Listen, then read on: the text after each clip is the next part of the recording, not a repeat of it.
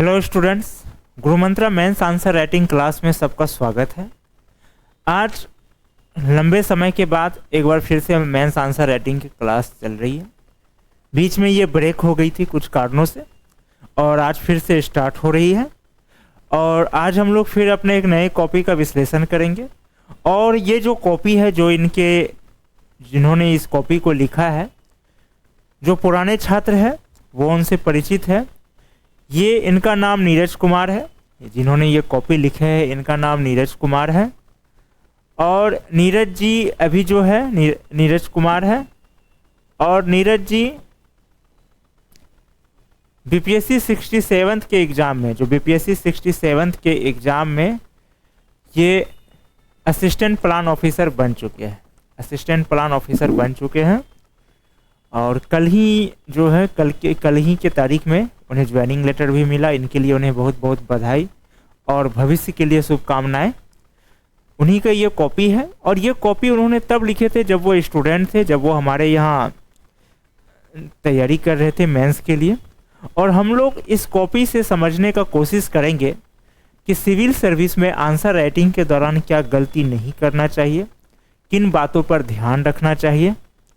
और वे स्टूडेंट जो डीमोटिवेट हो जाते हैं उन्हें ये समझना है, उन्हें ये समझ पाएंगे कि कोई भी व्यक्ति आंसर राइटिंग में perfect one day first day से नहीं होता, ना कोई वन डे में बन सकता है। एक समय लगता है, फिर जा कर के एक समय के बाद ही क्या होता है, कोयला हीरा में बदलता है। जब समय का दबाव पड़ता है तो एक निश्चित समय के दबाव के बाद क्या होता है, कोई भी कोयला जो होता है वो हीरा में बदलता है। लेकिन इसके लिए क्या करना पड़ता है, कोयला को सब्र रखना पड़ता है। अगर कोयला पेशेंस ना रखे तो वो फिर कोयला ही रह जाएगा किसी भट्टी में जलने के लिए।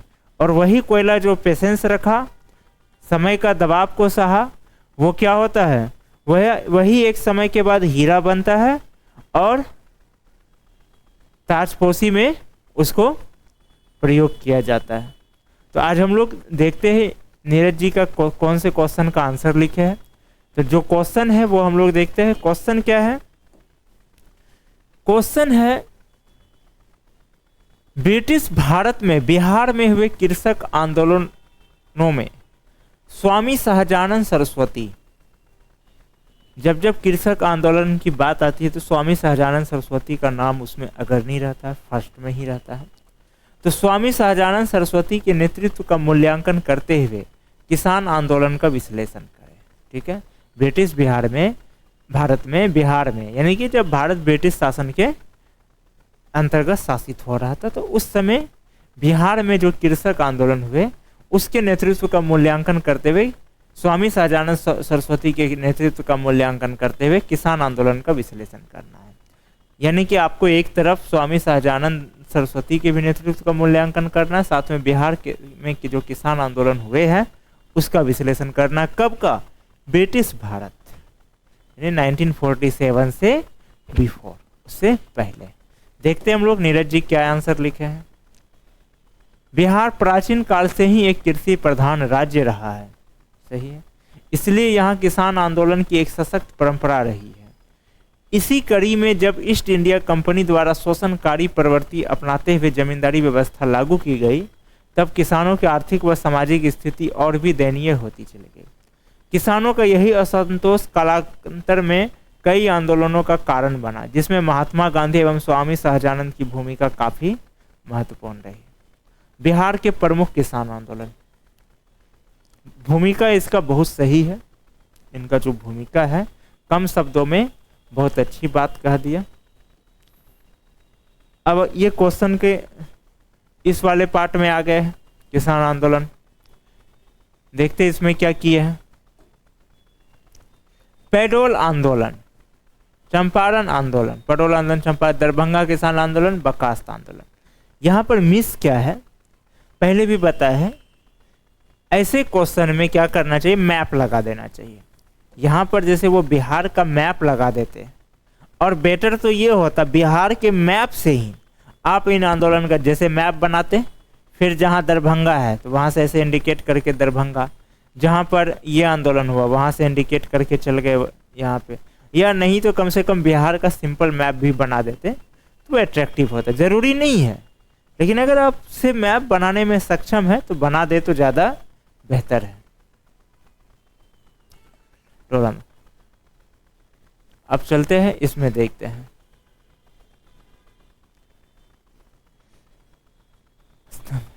जब बंगाल के नील्हे बगान मालिकों ने बिहार आकर यहाँ के किसानों के अपने शोषण का शिकार बनाया, ठीक है। उसके बाद दूसरा है चंपारण आंदोलन। बिहार में किसान आंदोलन की व्यवस्थित शुरुआत 20वीं शताब्दी के आरंभिक दशक अर्थात 1917 ईस्वी के चंपारण आंदोलन से माना जाता है। यह आंदोलन महात्मा गांधी के नेतृत्व में इतना सशक्त रहा कि इसे किसान आंदोलन के इतिहास का एक परिवर्तन बिंदु के रूप में स्वीकारा गया। पिछले वाले आंसर राइटिंग में हम लोग देख भी चुके, पढ़ भी चुके थे, उसमें वो चंपारण आंदोलन पर ही कॉपी था और बहुत ही जबरदस्त तरीके से लिखे थे। उसके बाद है दरभंगा किसान आंदोलन। दरभंगा किसान आंदोलन 1919 ईस्वी में दरभंगा राजा होगा, राज कर दिए हैं, यहाँ राजा होगा, राजा के विरुद्ध स्थानीय किसानों द्वारा किया गया था। यह आंदोलन भी अपने उद्देश्य में लगभग सफल रहा, ठीक है। बकास्त आंदोलन गया मुंगेर हुआ, जिसे ये भी सही है। एक पार्ट क्वेश्चन का कंप्लीट और बहुत कम शब्दों में ही व्याख्या की है, सही है, ज़्यादा इसमें नहीं चलना था, सही है। अब चलते हैं बकास्त आंदोलन के बाद किसान आंदोलन में स्वामी सहजानंद की भूमिका, ठीक है। नेतृत्वकर्ता संघ स्वतंत्रता आंदोलन किसान कांग्रेस में सदस्य समन्वय संगठन। 1930 का दशक बिहार में किसान आंदोलन के इतिहास में एक महत्व रखता है, क्योंकि इस दशक में स्वामी सहजानंद सरस्वती की व्यक्तिगत भूमिका किसान आंदोलन में मुख्य रूप से सामने आती तथा वह किसानों के मुद्दे को राष्ट्रीय मुद्दा बनाने का प्रयास करते हैं।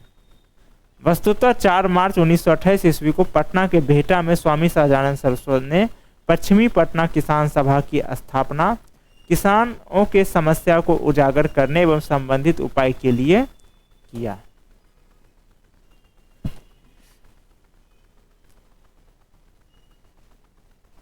पुनः 1929 ईस्वी में सोनपुर मेले के अवसर पर बिहार प्रांतीय सभा का गठन किया गया, जिसके अध्यक्ष स्वामी सहजानंद एवं सचिव श्री कृष्ण सिंह बनाए गए।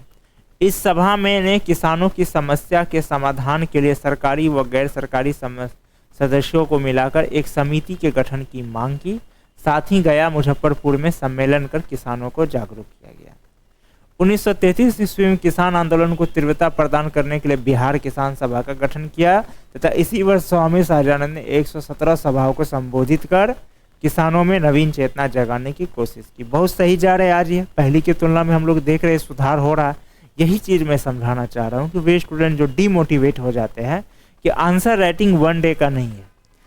सिविल सर्विस का आंसर राइटिंग कोई एकेडमिक स्कूल का पढ़ाई नहीं है कि आप कोई नोट्स पेपर रटे 10 दिन बस लिखने का अभ्यास किए काम चल गया।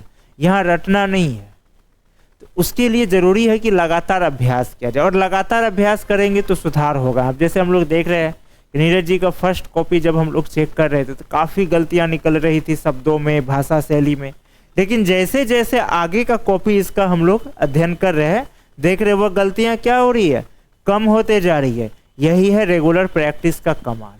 रेगुलर प्रैक्टिस करते यदि आप गाइडलाइन के साथ तो आपका आंसर राइटिंग में सुधार होगा। लेकिन यहाँ पे सिर्फ लिखते रहने से नहीं होगा, आपको ये समझना जरूरी है कि हम क्या गलती कर रहे हैं और उस गलती का क्या सुधार। ऐसा नहीं कि अब रोज लिख रहे हैं और उससे सुधार हो, लिखने के साथ साथ अपडेट होना होगा और अपडेट होने के लिए ये जरूरी है कि हम गलती क्या कर रहे हैं इसको जानें। और यदि आप अपनी गलती को जान लेते तो उसे सुधार करना ज़्यादा आसान है। ये हम लोग देख रहे हैं एग्जाम्पल नीरज जी का कॉपी में देख रहे हैं रेगुलर। 1936 में लखनऊ में किसान आंदोलन को राष्ट्रव्यापी स्वरूप प्रदान कर स्वामी सेन ने अखिल भारतीय किसान सभा के साथ किसानों की मांग को कांग्रेस के मन से उठाने के लिए कांग्रेस के साथ सहभागिता बढ़ाई गई। परिणाम स्वरूप 1900 के प्रांतीय चुनाव के पूर्व किसान सभा को कांग्रेस से समझौता हो गया। कांग्रेस ने अपने चुनावी घोषणा पत्र में किसानों की समस्या की प्रमुखता से महत्व दिया और ऐसा माना जाता है कि उस चुनाव में कांग्रेस की गति में इसकी महत्वपूर्ण भूमिका रही थी। ठीक है।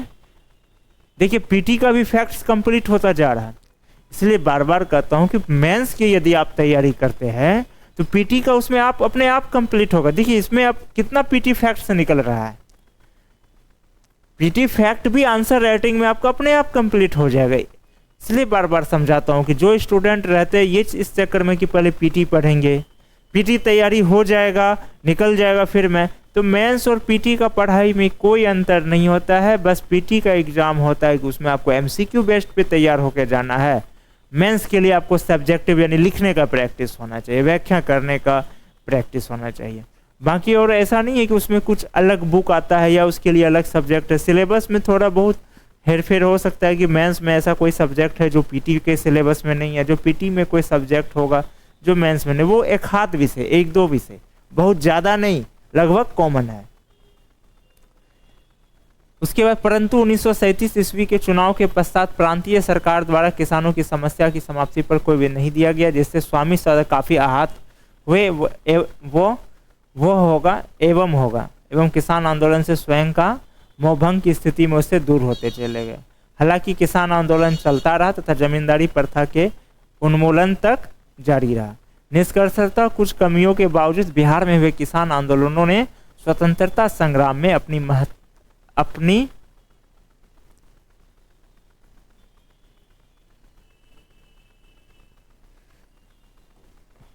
बढ़ती होगा या यहाँ पे कर दिया है महती भूमिका के साथ ही किसानों की समस्याओं का भी निराकरण किया। विशेषकर चंपारण आंदोलनों के बाद के परिदृश्य में स्वामी सहजानंद सरस्वती ने किसानों में जागृति पैदा करते हुए किसान आंदोलन को तीव्र गति प्रदान किया। किसान आंदोलन को बिहार स्तर से उठाकर राष्ट्रव्यापी स्तर पर ले जाने के कारण उनका योगदान ऐतिहासिक रूप से अवश्य। निष्कर्ष भी जबरदस्त है, निष्कर्ष भी इनका जबरदस्त है। तो हम लोग देख रहे हैं कि पहले की तुलना में क्या हो रहा है, नीरज जी का जो आंसर राइटिंग है वो बेटर बनता जा रहा है पहले की तुलना में। जैसे जैसे हम लोग आगे बढ़ रहे हैं इनका आंसर राइटिंग हम देख रहे हैं, हम लोग क्या देख रहे हैं कि इसमें सुधार हो। तो यही समझाने की कोशिश कर रहा हूँ कि सिविल सर्विस का आंसर राइटिंग एकेडमिक स्कूल की तरह नहीं होता है, और अगर आंसर राइटिंग में कमी है तो किसी मॉडल आंसर को देख करके लिख लेने से या किसी का दूसरे का आंसर राइटिंग रट करके लिख लेने से वो सही नहीं होता। वो आप लगातार लिखिए, अपनी गलतियों को समझिए और एक्सेप्ट कीजिए कि हम मुझसे गलती हुई है। बहुत स्टूडेंट में खामी होती है, उसे गलती बताइए वो सही करने में लग जाता है। आप उसे गलती बताइए वो नहीं हम जो लिखे वो सही है, वो तर्क के जगह पर कुतर्क पे उतर जाता नहीं हम सही है, उसे लगता है कि दोबारा लिखने का मेहनत करना होगा। या फिर कोई स्टूडेंट ऐसे भी होते हैं जैसे नेट वगैरह से कॉपी कर लिया किसी बुक से, उनको क्या लगता है कि बुक से ज़्यादा टीचर नहीं जानता होगा। तो बात जानकारी की नहीं है, बात प्रस्तुतिकरण की है। आंसर राइटिंग में जानकारी नॉलेज आपसे ज़्यादा इम्पोर्टेंट होता है प्रेजेंटेशन। यही वजह है कि कुछ स्टूडेंट बहुत पढ़ते हैं लेकिन उनका मेंस नहीं हो पाता है, क्योंकि उसके आंसर राइटिंग में उसका जो उत्तर होता है उसमें प्रस्तुतिकरण सही नहीं। कोई कम पढ़ करके भी सही प्रस्तुतिकरण करता है सही तरीके से, चेक करने वाले को तुरंत समझ में आ जाता है, उसे अच्छे मार्क्स मिल जाते हैं, उसका रिजल्ट होता है। यही रीजन है। तो हम लोग आज का जो है यहाँ पर समाप्त कर रहे हैं। आज का जो आंसर है हम देख रहे हैं कि काफ़ी परफेक्ट लिखे नीरज जी, और इसमें इनको दिया जा रहा है आज भी 10 में से 7 नंबर। 10 में से 7 नंबर। हम लोग देखिए कि बहुत सारे ऐसे कॉपी रहा जहाँ की नीरज जी को 3 नंबर मिल रहे थे, लेकिन अब इनका 7 तक आए। अब ये ऑफिसर बन चुके हैं नीरज जी। यहाँ के मार्क्स से कोई फर्क नहीं है। ये मार्क्स जो स्टूडेंट अभी देख रहे हैं आप लोगों के लिए है कि आप लोग समझ सके कि आप लोगों को कितना परफेक्ट तरीके से लिखने की ज़रूरत है अच्छे मार्क्स के लिए, और कितनी मेहनत करने की ज़रूरत है। नीरज जी के लिए अब ये मार्क्स कोई मायने नहीं रखता है। तो इनको 10 में से 7 नंबर दिया जा रहा है। हम लोग फिर इस सीरीज के नेक्स्ट क्लास में नेक्स्ट कॉपी के साथ मिलेंगे। क्लास जुड़ने के लिए सभी को धन्यवाद।